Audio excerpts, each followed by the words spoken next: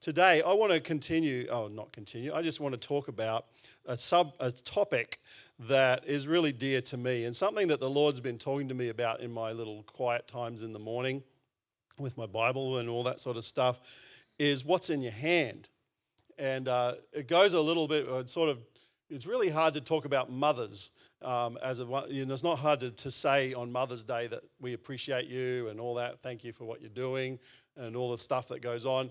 But when you come to the Bible, there's some great women and there's some great things in the Bible. But one of the things that stood out to me in the Word of God that goes along with today is that today across this nation and probably wherever Mother's Day is celebrated, there are tables being set for people in preparation in the next couple of hours where the family is going to gather together and sit around a roast dinner or a salad or some kale or something like that and celebrate together over Mother's Day.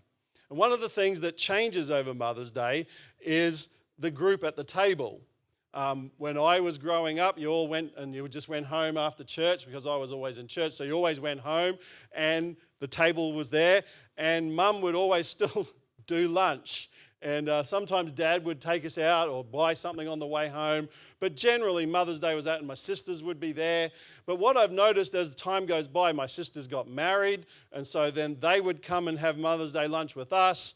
And then they would go off to their partners, and I was the single one because there's 6 years difference between me and my sisters, and then the story would go on. But then the thing changed was I got married, and so then that became a whole different thing of when we celebrated Mother's Day, because then you've got Janine's family, and you've got to go and celebrate that mother, and I've got to celebrate my mother, and so all of a sudden then you start having children, and so they begin to celebrate their mothers. So my sisters and their kids were celebrating their mothers, and so what became more important was not really coming over to see Mum, was saying, my kids now are saying Happy Mother's Day to me, and so now we're getting bigger and bigger, and so life goes on. I now live in Townsville, and so my mother lives in Toowoomba, so I don't get to see her on Mother's Day. I saw her last week when I flew down, but I was there for Mother's Day and her birthday, so I was able to give it to her and give her this special little son surprise.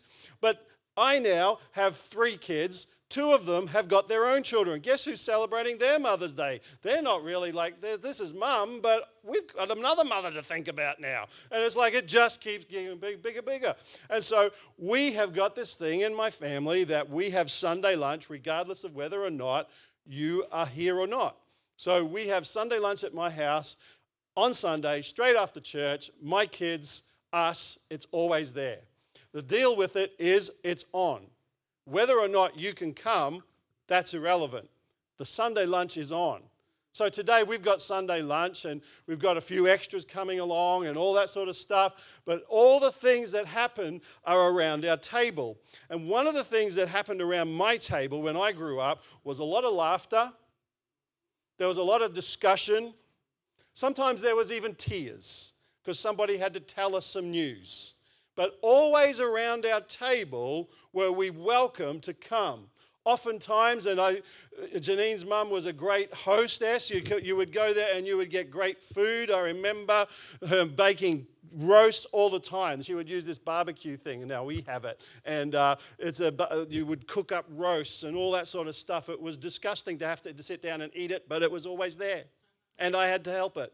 So Mum was a great host. My mum was a great cook. She was just amazing. Every Sunday we would have lunch and then somebody else would be there. There would always be somebody from the church, a visitor or something like that would always be there, but always around the table. And when you get invited to somebody's table, it's quite a special moment. Something that's lost in today's society. We don't do it anymore, but the Bible is really big on tables. Jesus invited people. There's a story. I love some of the stories. I was thinking about this morning about my Christmas table. When we grew up, when I don't know what kind of family you're from, but my family, very big family. Most of our families are still together. Very rarely, if somebody got divorced in our family, it was a big deal. It became a big issue and all that sort of thing. And so it was like, but my family, when we got together, especially on my mum's side, was just this huge family. So Christmas Day for Janine was a nightmare because we were really loud and raucous. I remember our first argument was over Christmas. And we were talking about how we do the Christmas, and now my daughter-in-law that is in my family now, she has a really quiet Christmas family, and so coming to our Christmas is we're a really loud family, full stop. So at Christmas time, we're worse. And so we were sitting around. I remember my grandmother coming one year, and do you remember when the sour and hot lollies came out? Do you remember when they came out? And some of you older people in the room, I would do this to you today, so don't think that you'll get away with it. But we bought all these sour lollies as kids, and we put them in because my grandmother loved boiled lollies, because old people like boiled lollies. I don't know what it is with boiled lollies, but my wife, she's old. She likes boiled lollies. And she's older than me, so most of you don't know that, but she's older than me.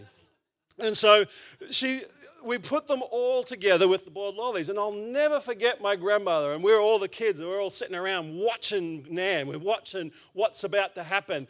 And we knew which ones were the sour ones. And she picks up the sour one. And we're all going like this.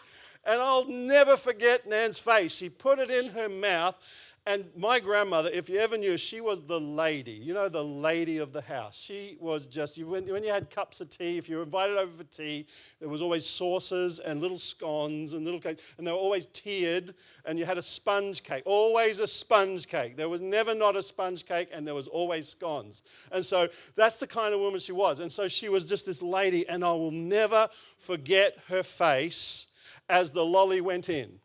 It went in and she started, because if you've ever had one, it's like initially it's like, but then within seconds, her face just went, you could see it start to twitch.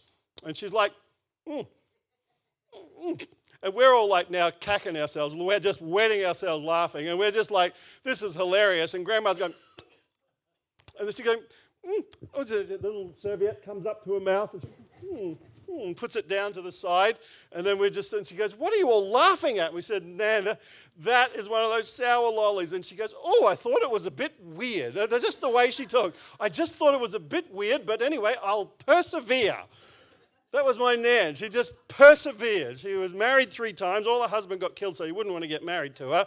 But she was an amazing lady. But the family table was amazing. It was just an amazing time of being gathered together. And there are people always, all of today, being tables, as I said, tables are being set. And people who are coming together, they're welcome there. Some of the people gathering today will be tolerated. Yeah? Some of the people don't want to be there, but they've got to go out of duty. Not duty, duty. People who feel like they don't belong there. And yet they're part of the family, but they just don't feel like they fit. The black sheep of the family.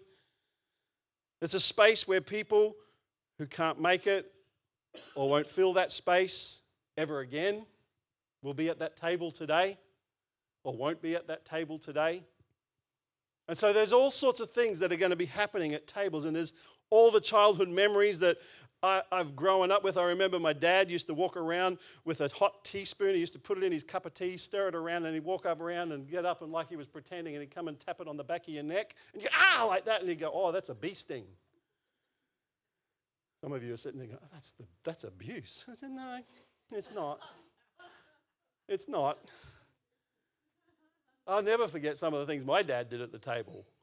Just food going everywhere sometimes because it was just too much fun. But the issue is that at a table is where people sit, where families grow, where life happens, and now it's my turn to set the table.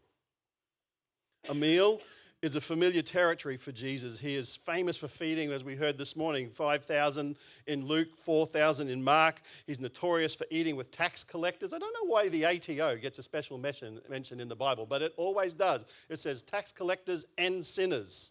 Interesting, isn't it? Anyway, another story, another day. Tax collectors and sinners in Luke. His hospitality reveals his desire to nourish both physically and spiritually. At a table he eats with a Pharisee. He forgives a sinful woman in Luke and institutes the Lord's Supper in Luke 22. He later hits the beach to cook a fish breakfast for his disciples in John 21. And Jesus offers a welcoming table and instructs his followers in the nature of hospitality with the words, when you give a banquet, invite the poor, the crippled, the lame, and the blind. 2 Samuel chapter 9, verses 1 through to 10, 13, whatever it is, it's the entire chapter, is a story of King David looking and seeking for if there is anyone left in the house of Saul. So if you don't know the story of King Saul was a king, first king of Israel.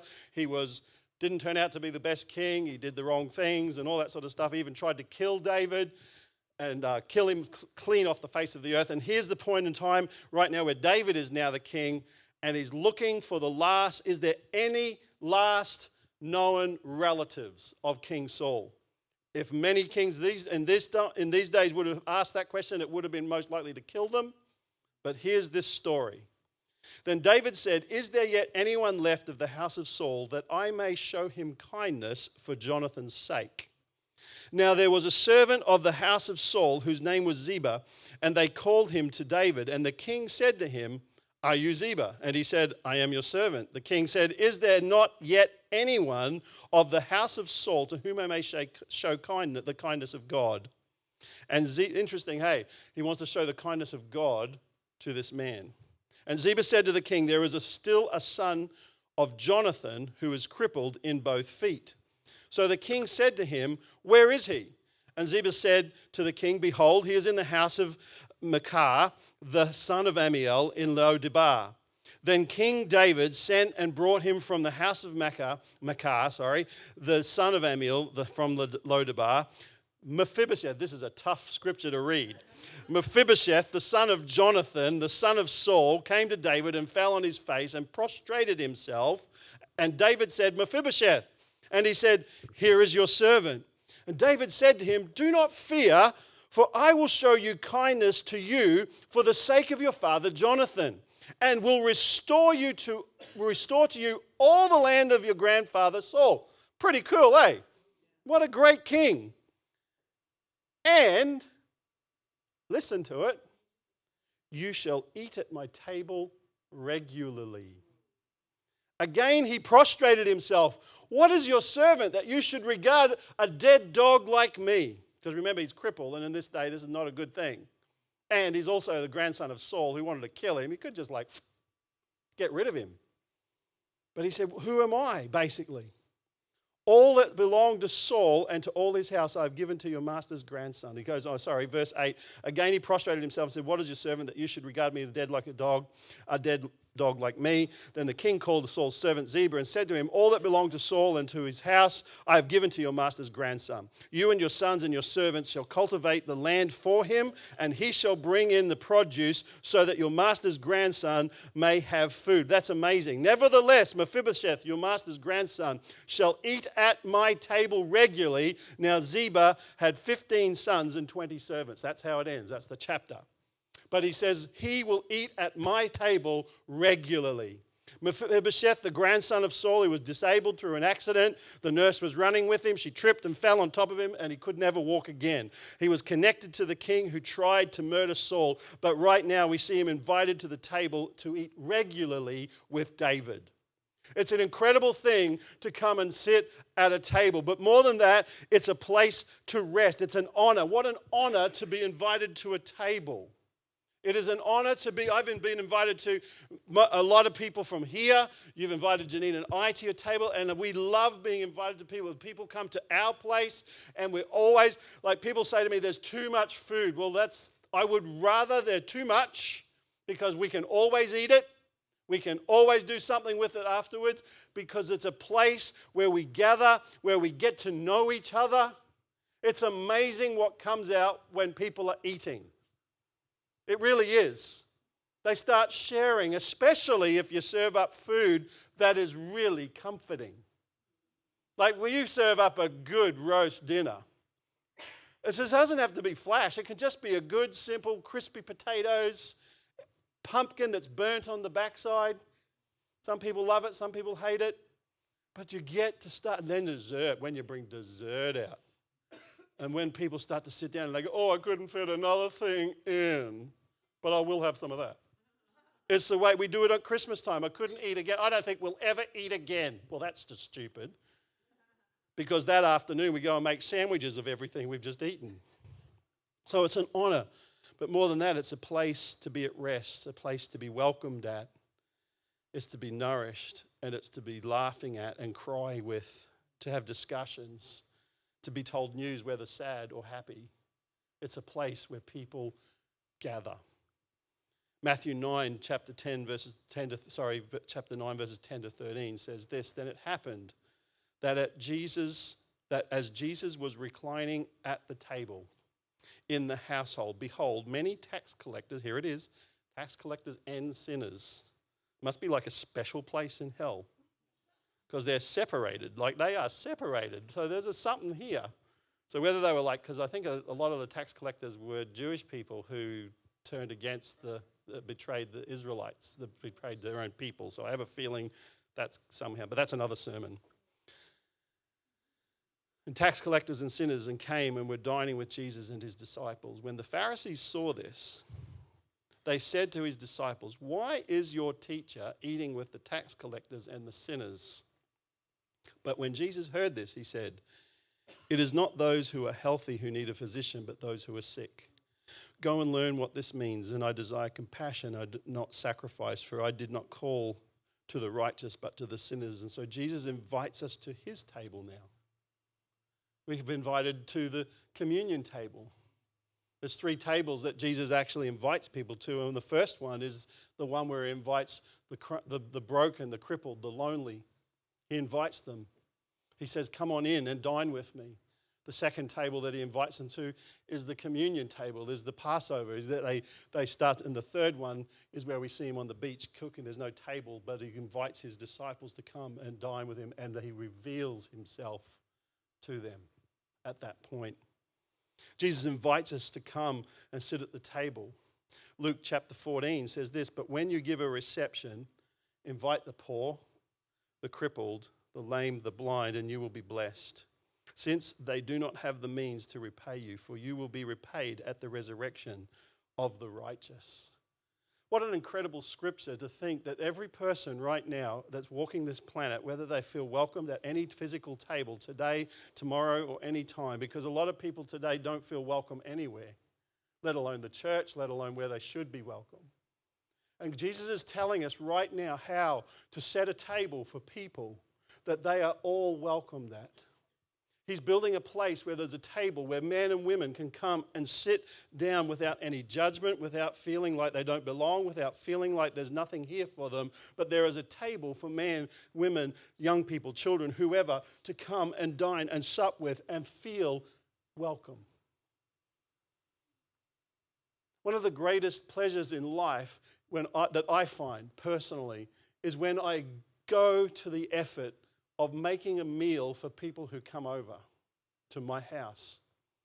I go to the effort. It's like on Sundays with my kids, I think to myself, okay, what are we going to do this week? Sometimes we just have sangers, like we buy fresh bread, we buy some fresh meat, salad, I chop up all the meat, but I don't just break up a salad. I'll chop all the lettuce really finely so it sprinkles nicely on the bread, and I grate the cheese and I slice the tomato thin. I pre-slice everything. It's just what I do. But my kids always say to me, they say, "Dad, that was an amazing lunch." All it was a sandwich when you work it out. But you go to the extra mile, and Jesus is showing us here, he's gone the extra mile. He has gone and made a way for us to come and sit at a table and feel welcome. And that table is in the church. That anyone, the whosoevers, could come and dine at that table. That when they walk in, whether they're hurting or broken, or maybe they're not, they've just got a need that they're going, "I don't know what it is, but I feel empty and I need to fill it." And that's why he can say to people, "If you eat of this bread, you'll never hunger again. If you drink of this water, you will never thirst again. He's not talking, as Janine said this morning and Kim alluded to today, he's not talking about physical stuff. He's talking about his spiritual bread, of him partaking. And the table is spread. The table is spread for the whosoever's to come. There are broken and hurting people. There are Christians today that don't feel like they can sit at the table because they've been hurt or offended. But friend, today, whatever you've been going through, whether you're a Christian that's been hurt or broken or things haven't gone the way that you think they should, there's a table for you to come and sit at and be welcomed at and know that the grace of God. But if maybe you're sitting there today and you don't know Jesus at all, or you're wanting to know him, you are welcome at that same table. And the interesting thing about it is that if you have been invited to that table and you've accepted the invitation and you've sat at the table, it's your turn to now invite others to the table. This never stops. It's like with our families. I just had 3 kids. I thought, this is awesome. But they grow up. It's weird how they grow up. They should stop. But they grow up. They meet somebody that they're attracted to. They get married. They have children. Now, Sunday lunch is noisy. It's annoying. It's uncomfortable. Can I have to do it? Even yesterday, I was thinking about all the food I had to prepare for today. And yes, I could ask people to help. And yes, I could get the kids, but I actually love it. I love doing it. And so I grumble in my head, but I let it all out through the food. And I go, God, this is amazing that I get to do this with my kids. I don't get to do it all the time, but God, you do this every day. You're setting a table for us every day to eat at. There's a table set for your friends. There's a table set for you to come and sit at today. That table is incredibly abundant. There is no lack on that table. There is no judgment at that table. There is grace. There is mercy. Not the grace, dear Lord, thank you for the food, but there's grace for you today at that table. All are welcome. All are welcome. All are welcome to come and sit at that table. Even if you've been cranky with somebody, guess what? You're welcome at that table. If you've offended someone or someone's offended you, you are still all welcome at that table. Because at that table, I don't know about you, but we've had some cracker conversations, especially when there's an election coming up. We've had some cracker conversation. Or if there's a referendum coming up, my goodness, when there's a referendum, my daughter, she's a journalist, so you can imagine the conversations. And I'm just that one in the middle of it that just sits there and eats my dinner. They all argue all around me. They all do their thing. And it's true. I know you all think that I don't, but I sit there and I just let them talk. And they all look at me like, so what do you think, Dad? And I said, well, I thought the roast was cooked really good. And they go, no, about the thing. And I said, well, look, you've all discussed it. And so what we'll do right now is let's put the plates away and have dessert. And so we all do that. And so we still remain friends. We still remain a family because it's what we do. We level the ground out. Because at this table, there is grace that Jesus has provided. There is grace for you. I think it's an absolutely incredible journey that God has created. I just started to think about tables. And as I started to look at the Bible, there's a lot. There's actually a huge series on tables. This is just one aspect of it. We have a seat at the table together. Here we belong, and from this position of security and self-forgetfulness, you sacrifice a lot when you come to a table. There's a vulnerability at a table. When I put my food on the table and I've got guests, there's a vulnerability because do they like my food or don't they like my food? Is this going to work or not? There's a self-forgetfulness and an equality with one another. We can enjoy Jesus and our God-ordained lives. We have the fullness of Christ at this table.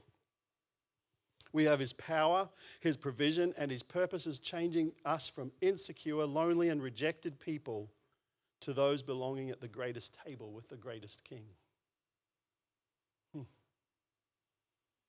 take a moment right now that you are welcome at this table with the King of the universe, the King of all kings, has said welcome.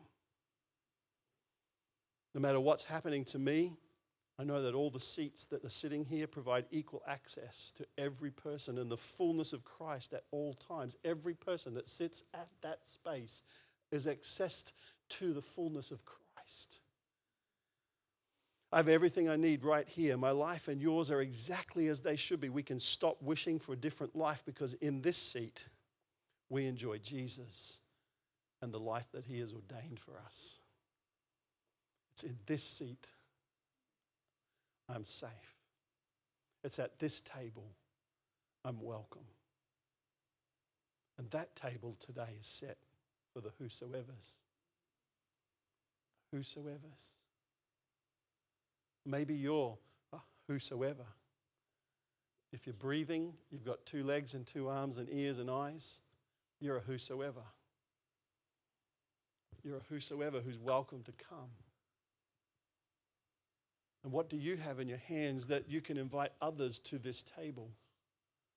Because the interesting thing about this table, as big as it is, and I can't wait to actually see it when I get to heaven, but when I get to partake of it here on earth, the part of it is Janine and I have just bought a brand, well, it's an antique table, but it's one that, you remember the old ones you crank out?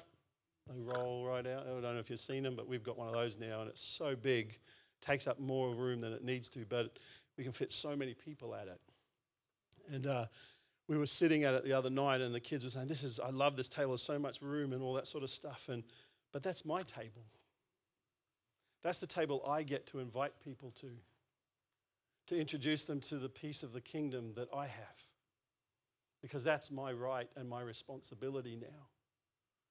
I am a sitter at the table, as a lot of you are in this room. And you have an opportunity now and an obligation to invite the blind, the broken, the hurting, the inconvenient to that table. And that little table of mine that seats 12 people now is connected to the kingdom. It's a physical table. It's just a big table made of timber. And I can make it really small if I want to and intimate, or I can make it massive. It's just a physical table. But I see that as an extension of the kingdom. Because you see, when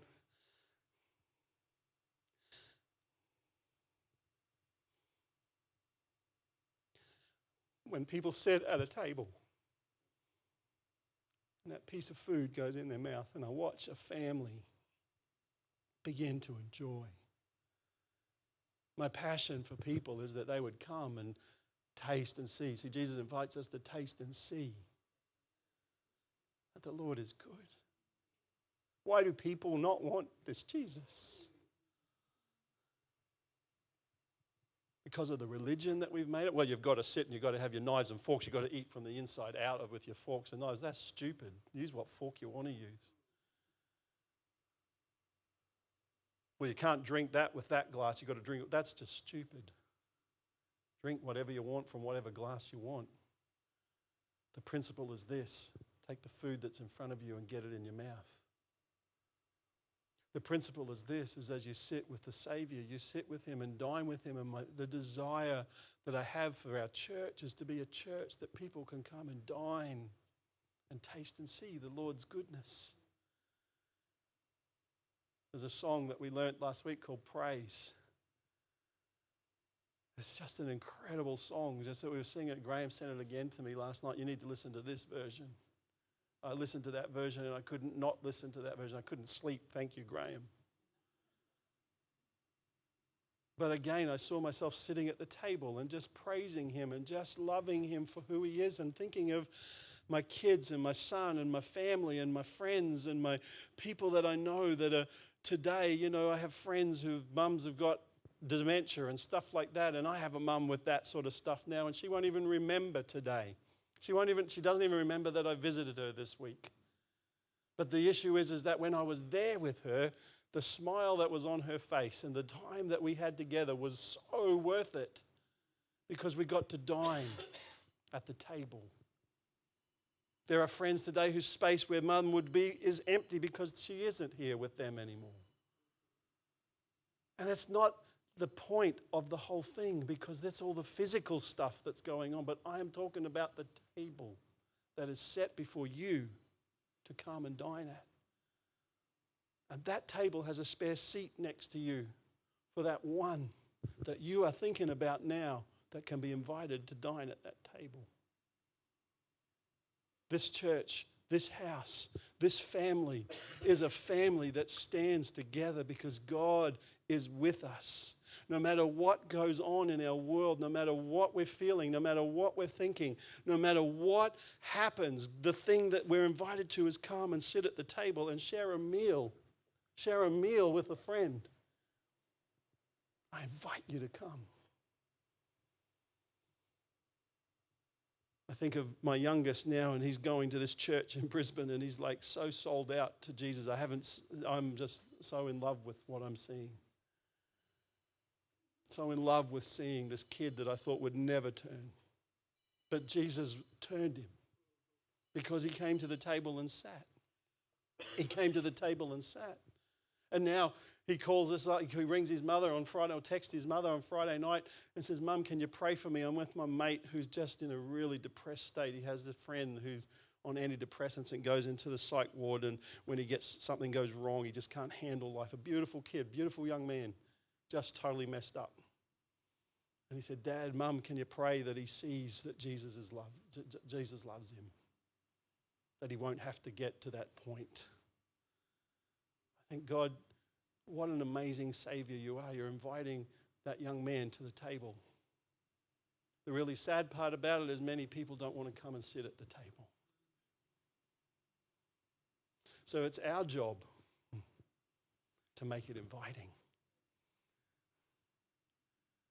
And it's not a works thing. It's not us to, I love, as Kim was explaining her journey of when she chooses songs, I was listening to it and I'm thinking, God, what an incredible little thing to just see the picture as you walk through those parts of the tabernacle as you do it. And that's what she's teaching us every Sunday when she stands up here. That's the first Sunday she said it, but she's inviting us to a table. You can choose to not partake. You can choose to sit outside like the people that were invited and said to Jesus, there's the parable of when he went, remember the parable? He goes, hey, there's a table set for you. And they go, oh, I've just bought an ox. I can't come. I've just done this. I can't come. Oh, look, I'm really busy. But there's a table set before us today for people to partake of, people to eat of, the whosoevers.